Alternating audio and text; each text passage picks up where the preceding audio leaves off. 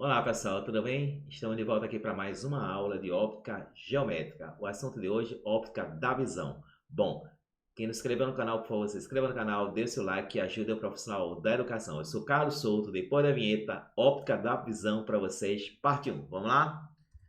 Bom, eu tenho aqui, pessoal, uma coisa bem interessante que é o olho humano. Então, noções iniciais da visão humana.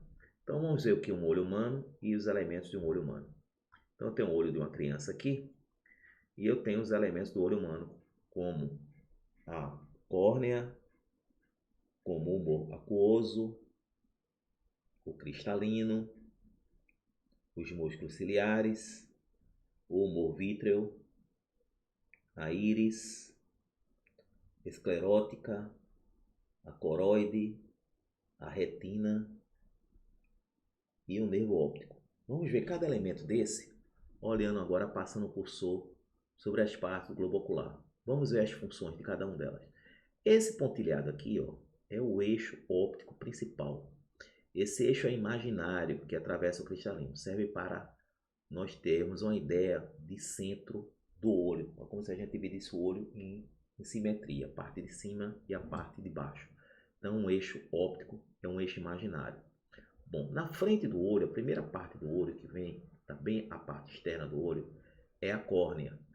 Um dos meios transparentes do olho, que junto com o cristalino serve para desviar os raios luminosos vindo do objeto, para que a imagem se forme sobre a retina.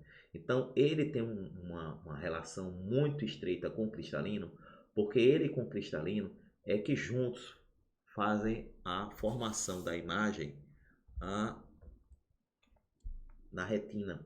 Então, o cristalino faz o papel de uma lente convergente. Então, a córnea com o cristalino, que é aqui, logo depois, uns 5 milímetros mais ou menos de distância, tem a função de uma lente biconvexa. Toda lente biconvexa, toda lente que termine na palavra convexa, vocês viram comigo nas aulas de lentes, que é uma lente convergente. Ou melhor, os raios, quando atravessar o cristalino, que é uma lente convergente, converge os raios e a formação dessa lente formando a imagem vai ser na retina, graças à convergência que ela faz com os raios de luz.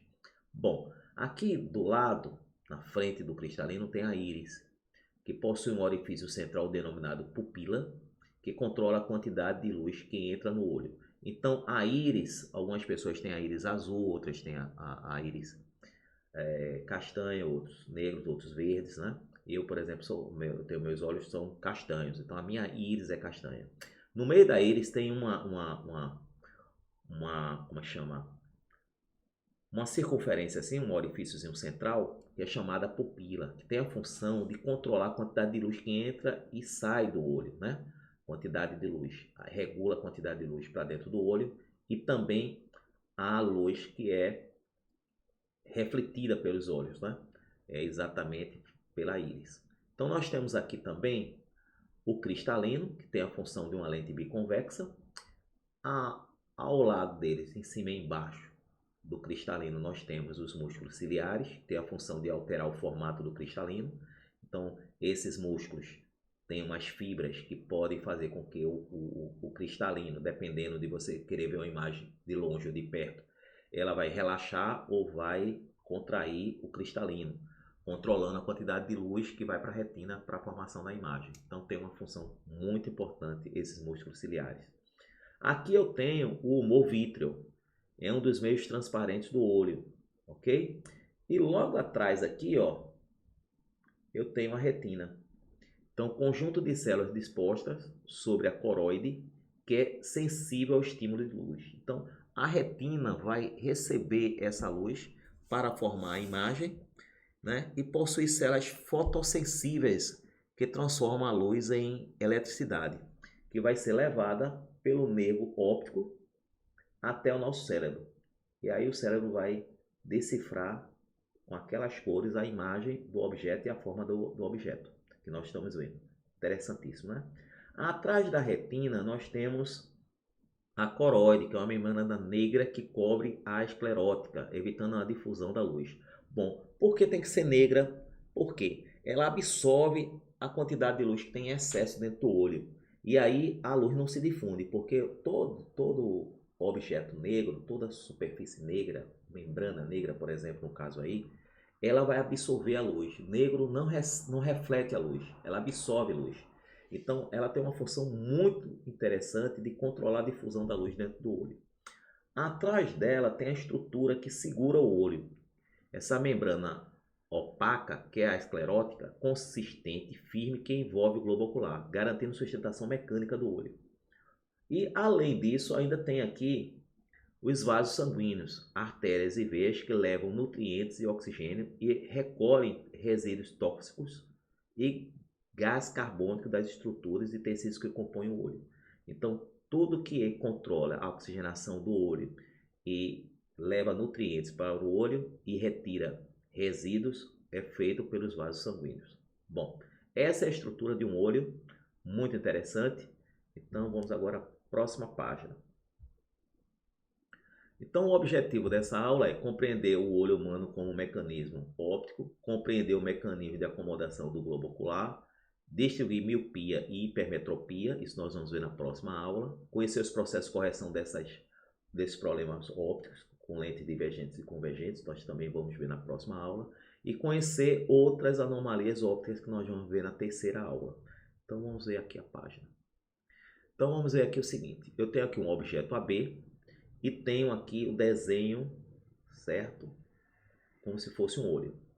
Então, vocês sabem que o cristalino é uma lente biconvexa. Então, ela converge os raios de luz. Veja aqui, os raios provenientes desse objeto AB passam pelo cristalino, convergem para um ponto, que é esse ponto aqui, passando pelo foco F'.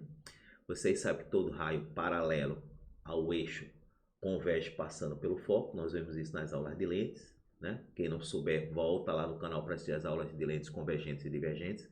Todo raio que passa pelo centro óptico não sofre desvio, a interseção vai formar uma imagem aqui real, invertida e menor que o objeto.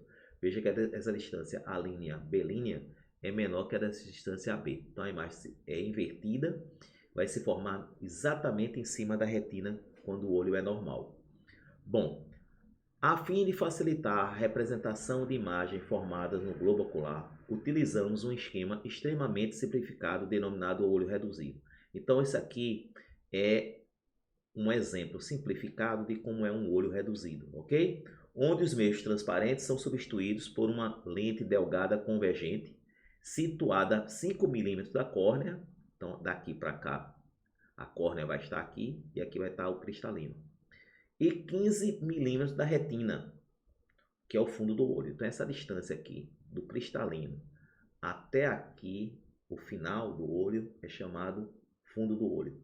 Ok? Então, vamos à próxima página. Então, sobre o cristalino, agem os músculos ciliares, que são compostos conforme uma série de fibras musculares que se comportam conforme o esquema abaixo. Então, mudando sua forma e permitindo focar corretamente objetos a distâncias diferentes. Então, os músculos ciliares eles vão se mover de forma que o cristalino sofra uma contração ou sofra um relaxamento. Então, relaxar ou contrair. Depende de como você quer focar a imagem, tá? Então, para focar a imagem, a mesma coisa que a gente usa no equipamento de filmagem, vai girando até focar a imagem perfeita, a mesma coisa faz os músculos ciliares, faz com que o cristalino procure uma posição que a imagem não fique desfocada. Então ela tem uma função muito interessante de controlar a intensidade de luz, contraindo ou relaxando os músculos, certo? Do olho. Então vamos agora à próxima página. Bom, olho normal, objeto infinitamente afastado. Os músculos ciliares do olho, quando estão totalmente relaxados, a distância focal é maior possível. O foco principal, imagem, e o foco secundários, imagens, se localizam sobre a retina. A imagem que vem do infinito se forma exatamente na retina. Então, estou considerando um olho normal e um objeto numa distância bem distante do olho. Então, o olho fica totalmente relaxado, então a distância focal é a maior possível. Então tá aqui os raios de luz vindo de um objeto que estão no infinito. Esse símbolo aqui, o 1,8 deitado, é infinito. E essa distância aqui vai ser chamada ponto remoto. Então, nesse caso, disse que o ponto remoto está no infinito e a distância máxima de visão distinta D é infinita. Veja que o foco F' está no mesmo lugar do foco foco secundário. Os dois estão sobre a retina. Então nós temos aqui distância máxima de visão distinta. Vamos ver o que é isso. Distância máxima de visão distinta. Quando o objeto está a uma distância máxima de visão distinta, o olho não realiza nenhum esforço de acomodação. Os músculos ciliares estão relaxados. O globo ocular normal, também denominado olho hemétrope, tem distância máxima de visão igual ao infinito. Observamos que, para a óptica da visão, distâncias superiores a 10 metros já são consideradas infinitamente grandes. Então é convencionado que acima de 10 metros já está considerando que um objeto está numa distância infinitamente grande, tá bom? Para estudo da óptica geométrica. Então, a distância máxima de visão é quando o objeto está no ponto remoto, quer dizer, está no infinito. Vamos ver a próxima página. Olho normal, objeto no ponto próximo. À medida que o objeto se aproxima, a imagem continua nítida sobre a retina graças à diminuição da distância focal. Mas o que é que faz a distância focal diminuir? De novo, os músculos ciliares. Quando os músculos ciliares estiverem completamente contraídos, essa distância será a mínima possível. Então vamos ver aqui. Um objeto a uma distância próxima do olho, mais próxima do olho possível, de forma que a pessoa consiga ver, distinguir o objeto com nitidez. Forma a imagem exatamente sobre a retina aqui. Então este é o ponto próximo e a distância mínima de visão distinta. Bom, distância mínima de visão distinta. A distância mínima de visão distinta é variável de pessoa para pessoa, sem que isso constitua nenhuma anormalidade. Estabeleceu-se, então, uma distância mínima convencional. Então, a gente convencionou para fazer uma média de todas as pessoas que têm visão distinta para o ponto próximo. Para todo mundo, a gente vai considerar 25 centímetros. Se você aproximar a uma distância menor do que 25 centímetros próximo do olho, você já vai ter dificuldade de conseguir enxergar o olho, enxergar o objeto, ok? Então, vamos à próxima página. Analise quando o objeto está no ponto remoto. Então, vamos ver. No ponto remoto, o objeto está no infinito, né, a mais de 10 metros da distância do olho. A imagem se forma em cima da retina, você vai ter o foco máximo, né? O foco é máximo, o olho vai estar com o cristalino relaxado, né? Os músculos ciliares vão estar relaxados. Então, nós temos o foco secundário e o foco principal de imagens em cima da retina. Então, nós temos a posição da imagem é sobre a retina. A abscissa, o que é a abscissa? É a distância no eixo, né?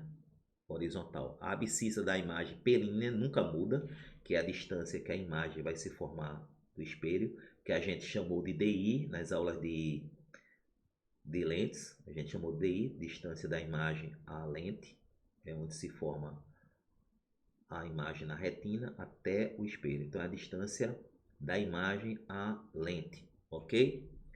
Bom, chamando de C1 a vergência do olho para o objeto. O que é vergência? É o inverso do foco, né?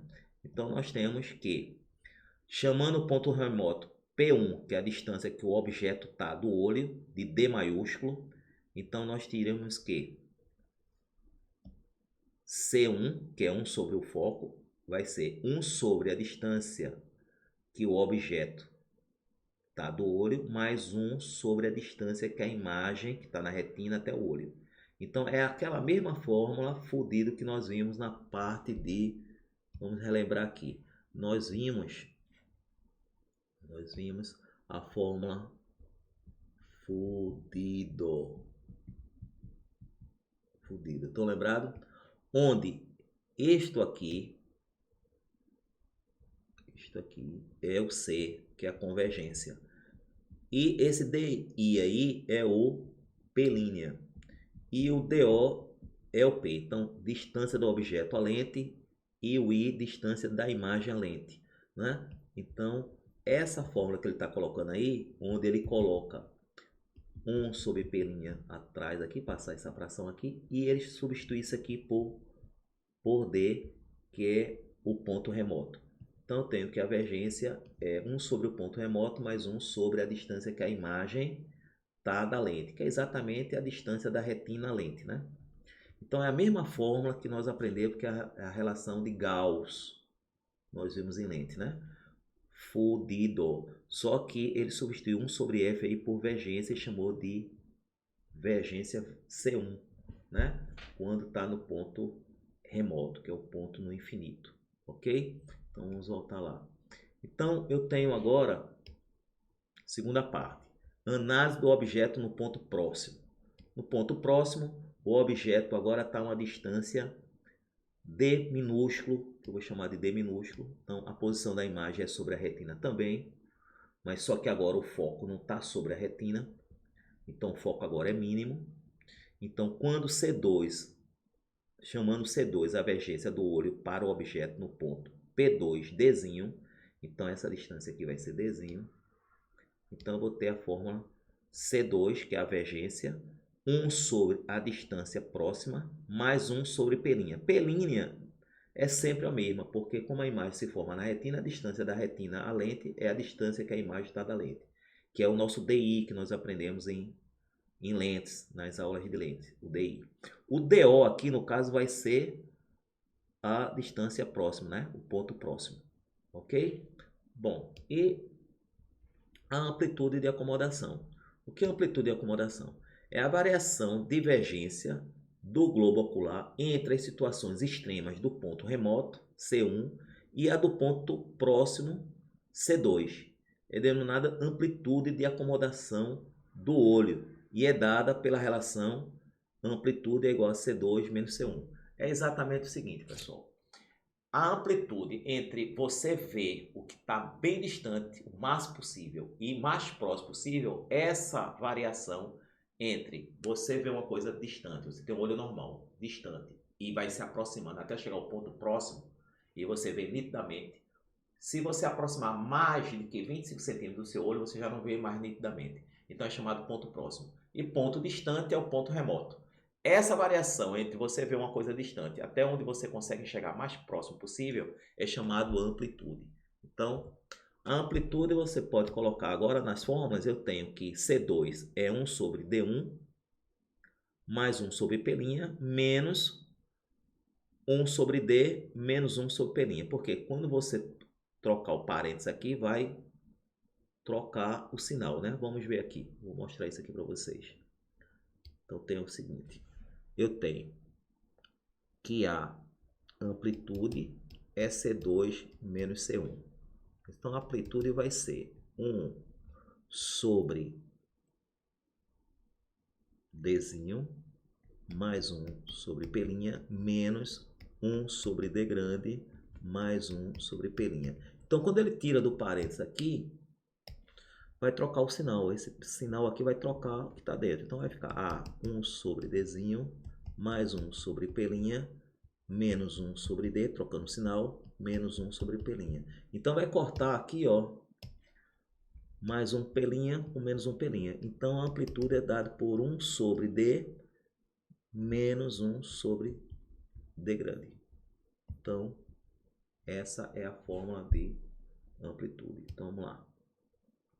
Então, ele fazendo aqui, ó, chega exatamente na fórmula que eu falei. Então, caso não haja nenhum defeito de acomodação, o D tende ao infinito. Ora, mas um número dividido por um número muito grande, uma distância muito grande, 1 dividido por um número muito grande vai dar 0,0000000. Então, a gente pode considerar que isso aqui tende ao infinito, é um limite. Então, isso aqui tendendo ao infinito, 1 sobre um número muito grande tende a zero. Então, isso aqui vai ficar zero e a distância próxima do olho é 25 centímetros ou 0,25 metros. Então, como isso aqui vai dar zero, então vai ficar 4 menos 0, então eu tenho que, no olho normal, a nossa dioptria é 4 DI, que também é chamado grau, né? 4 graus. Então, nossa amplitude de acomodação é exatamente em torno de 4 graus. Então, entre a distância máxima e a distância mínima, ponto remoto e ponto próximo, essa variação aqui no olho normal é de aproximadamente 4 graus, 4 dioptrias. Bom, vamos voltar aqui. A avergência do globo ocular de uma pessoa normal pode sofrer variação de no máximo 4 dioptrias durante o processo de acomodação visual. Então, amplitude de acomodação. Na realidade, a amplitude de acomodação nas pessoas normais é bem maior que 4 dioptrias. A amplitude de acomodação de uma criança de 10 anos pode chegar a 12 dioptrias. Entretanto, o valor 4 dioptrias é dado como valor até o qual considera-se que não há defeito na visão. É comum, após os 40 anos, a amplitude de acomodação atingir valores inferiores a 4 dioptrias. Esse defeito de visão é denominado presbiopia ou vista cansada. E nós vamos ver na próxima aula. Bom, pessoal, eu tenho aqui um exercício bem interessante. Ele diz aqui que uma pessoa idosa apresenta amplitude de acomodação 2 dioptrias, tendo ela visão normal para objetos infinitamente afastados. Qual a distância mínima de visão distinta dele? Então ela está pedindo a distância mínima de visão, está pedindo o ponto próximo. Então nós temos a fórmula 1 sobre a distância próxima menos 1 sobre a distância remota me dá a amplitude. A amplitude, como ela tem uma visão normal, o ponto remoto dela é infinito. E 1 sobre infinito vai dar zero. Isso aqui vai dar zero. E o A, ele falou que essa senhora tem, essa idosa tem uma dioptria de 2, né? De amplitude de acomodação, de amplitude de acomodação de 2 dioptrias. Então, substituindo o A por 2, 1 sobre Dzinho, para descobrir a distância mínima, que é o ponto remoto dela. Aliás, o ponto próximo dela. 1 sobre infinito vai dar zero, então vai ficar fazendo meio pelos extremos. 2D igual a 1, D igual a 1 meio, então vai dar 0,5 metros. Então, para ela conseguir ver com nitidez próximo, ela tem que levar o objeto, por exemplo, se ela estiver lendo, ela vai ter que levar a uma distância de meio metro de distância para conseguir enxergar nitidamente, ok? Bom, vamos voltar aqui. A pessoa que está com presbiopia, vista cansada, sofre um afastamento do ponto próximo, isto é, um aumento da distância mínima de visão distinta. Exatamente o que eu tenho. Eu tenho visão distinta. Eu não consigo enxergar próximo ao olho. Então eu tenho que afastar o livro. Se eu não tiver com óculos, eu tenho que afastar o livro para conseguir enxergar com nitidez. Então eu tenho vista cansada, né? Que é exatamente a briopia. A presbiopia, ok? Bom, por hoje é só, pessoal. Na próxima aula nós vamos ver outros tipos de anomalias, como a hipermetropia e também a miopia. E vamos ver as lentes que podem ser usadas para corrigir esse defeito.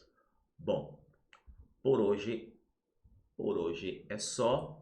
Espero que vocês tenham entendido a aula. Compartilhe e ajude ao profissional da educação, tá? Então, na próxima aula nós vamos ver a aula número 2 de óptica da visão. Procurem lá no canal e nós vamos ver as anomalias, né, que tem nos problemas de visão de pessoas que têm que corrigir com algumas lentes os problemas de miopia e hipermetropia. Ok? Até mais. Um abraço para vocês. Até logo. Tchau.